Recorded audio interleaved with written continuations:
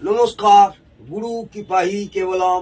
আজকে আপনাদের সংখ্যা তত্ত্বের আর একটা পাঠ নিয়ে আলোচনা করছি। আকর্ষণী সংখ্যা। আকর্ষণী সংখ্যা অর্থাৎ অ্যাট্রাকটিভ নাম্বার। কার সঙ্গে, কোন সংখ্যার সঙ্গে আকর্ষণীয় হয় সেই নিয়ে দু চারটি কথা বলছি, মন দিয়ে শুনুন।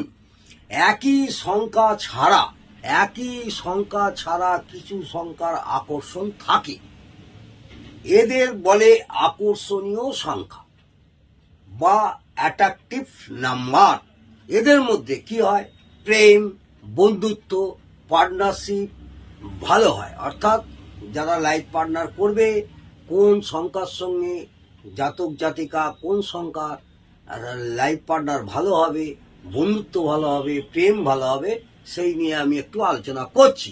যেমন এক সংখ্যার যদি কোনো জাতক জাতিকা হন, এক সংখ্যার আকর্ষণীয় সংখ্যা হচ্ছে 4 আর 8।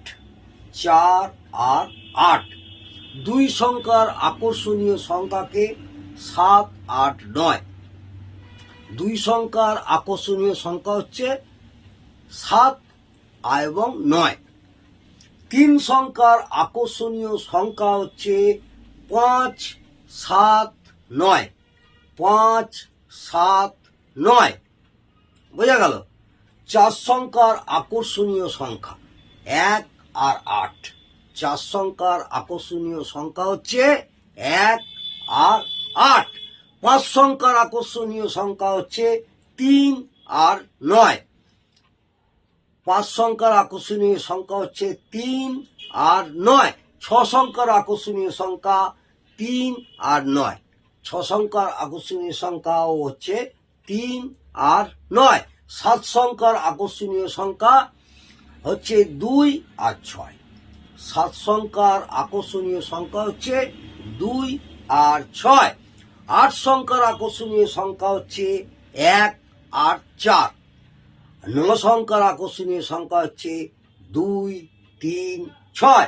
নয় সংখ্যার আকর্ষণীয় সংখ্যা হচ্ছে 2, 3 আর 6। তাহলে বোঝা গেল, আপনারা যদি কোনো বন্ধু বান্ধব, প্রেম প্রীতি ভালোবাসা করেন বা বন্ধুত্ব করেন, আপনার আগে জেনে নেবেন আপনি কোন সংখ্যার জাতক বা জাতিকা।